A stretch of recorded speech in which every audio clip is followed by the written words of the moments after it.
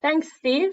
Thanks for the introduction, and welcome everybody from all different corners of the planet today. So yes, smelling the pine fresh air in dark November up in the north is definitely where I started this morning.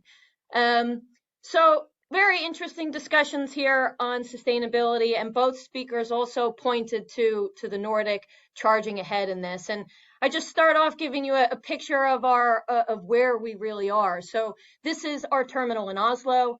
Um, I wish I could zoom in to show you that we even have grass on the roofs and solar panels, but you can also see the city behind us. And if anybody's watching Norway or even the Oslo uh, uh, general population, political, it is all centered around environmental aspects. And you can see a little bit why. Even our cranes are painted some fun colors to try to blend in with the environment. Most of the time it's gray, but we have these nice blue cranes. Taking over to Sweden, this is Gävle, and you can see the archipelago out there. You can see us situated in really a beautiful place. But what you can also see here is one of the largest paper mills. Billerud Korsnäs providing liquid packaging board, which is part of the overall development of why the port is here. And a little bit about why we are so far advanced in the Nordic. Also, fun fact: one of these islands is one of the last nesting grounds of the European sea eagle, and every now and then we get a beautiful view of that eagle fly by. And it's those type of pieces that are really key and important to where we've come from. So Nordic is a natural fit for leading the sustainability, not only from our location and on multiple fronts, but this is one of my favorite maps when you look at population density. And yes, we're 8 billion people, but I can tell you they're not in the north. When you look at the star of where Gävle is and you look further up, the population density is low, but the resources are high. So we've been forced into sustainability from the start, not only from the weather, but also from the fact that we actually have people and not so many resources. And in order to survive, we need to protect those resources to make sure that they can continue to sustain the economic fundamentals of the country. But we also don't necessarily have the people for it. So as Rosie mentioned, sustainability, it's not only the environmental aspect, and we've been driving towards the automation side, which in natural develops sustainability. The picture here is of our automated CFS warehouse, and the picture has light in it for the picture, but when there's nobody taking a picture, the lights are off. And that's a perfect example of where, honestly, we didn't set out to save the world with turning the lights off. We set out to, okay, we need to automate this. We don't have that many people. We need to continue to provide efficient logistics in an automated area, and we get the environmental benefit from that. So that's a good example of driving sustainability from a natural fit. It's the same with the below picture. This is our new automated RTGs set up in Gävle, connected to Buzzbar from an electricity standpoint, but also really driven. Of course, you have the digitalization benefits in the operation and efficiency and in the logistics supply chain, but also really driven by the factor that we don't have that many people. We have to continue to move cargo, and we have to do it in a beautiful and protected environment that is core to the country's economy. It's also core to the countries, both in Norway and Sweden's identity of own culture, of own need to continue and to drive this forward. So one of our goals here, last year I asked the team to tell me in Sweden how much energy are we really using. And they came up with this crazy 65 million megajoules of energy that we're using in our terminals in Sweden. And I actually don't know really what that meant. So they also came up with a fact for me that this amount of energy could charge every single iPhone in existence today.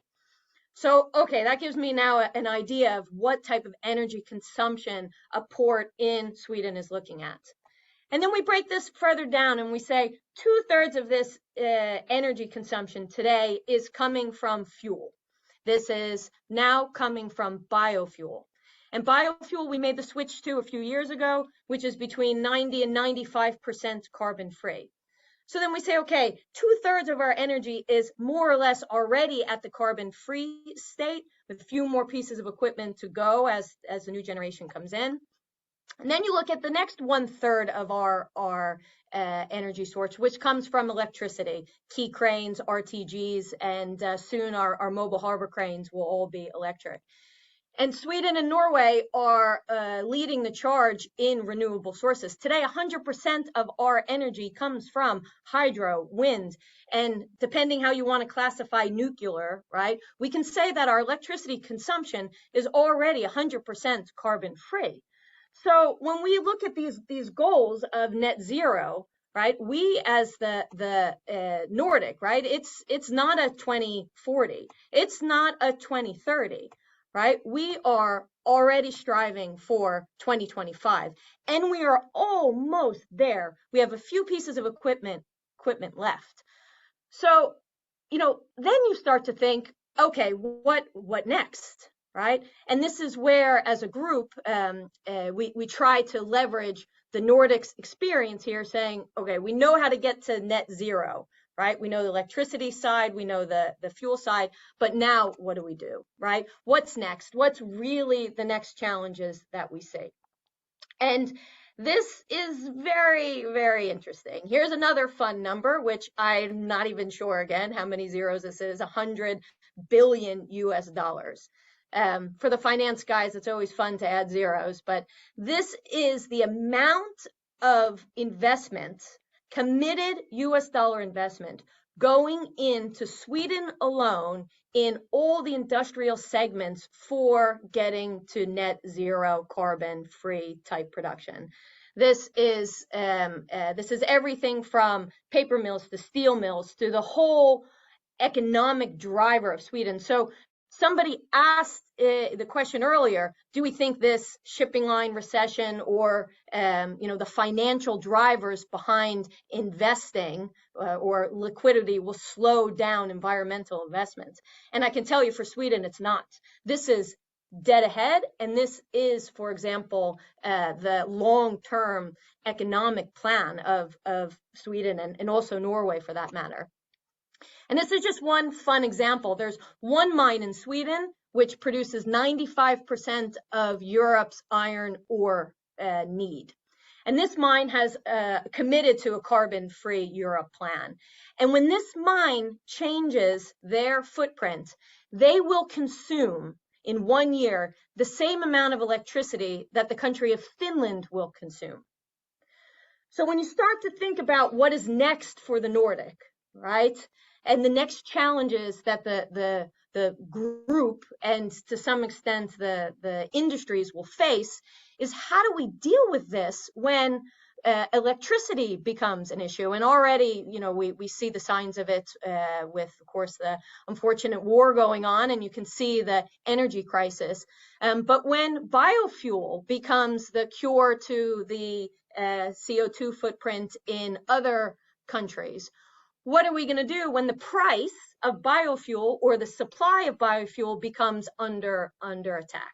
What are we going to do when the electricity or the fight for sustainable electricity also becomes a challenge? And here, when we talk about sustainability, we're also looking at our sustainability as a port service, national critical infrastructure for not only the country but for the economy, right? So it's also, yes, environmental sustainability, yes, social sustainability.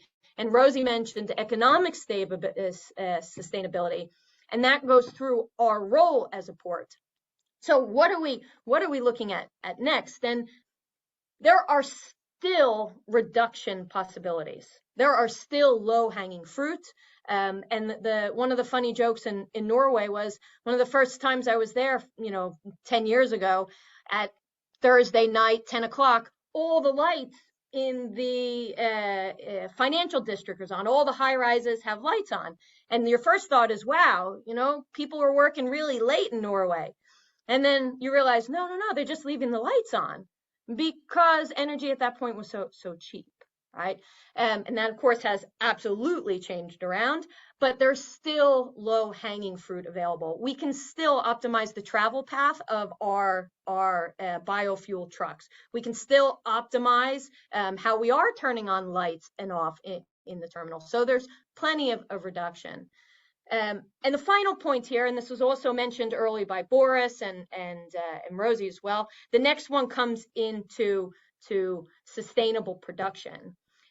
This is looking at your own solar panels, your own windmills. This is looking at how we can utilize regeneration aspects of the equipment better and better. And here the main criteria, the main hurdle is in the infrastructure that is required to do this. You need a solid backbone of an electrical infrastructure to be able to properly evaluate regeneration. You need a proper solar setup that can go into a network that can actually use and place the energy in the right spot.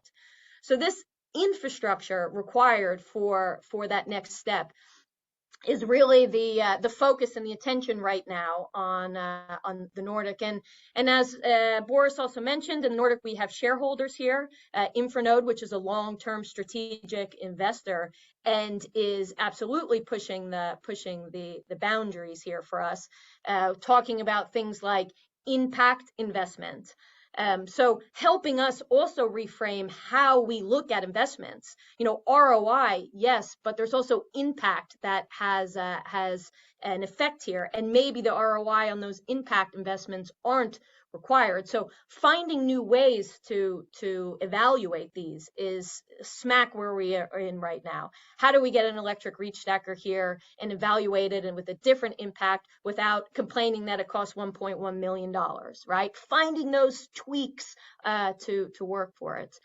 And also is really key in the infrastructure and the port side is our stakeholders here. We are on long-term concessions. We have the Port of Oslo, who is, I think I can fairly say, is the farthest ahead port authority in the world in driving sustainability goals through their tenants and through their actions.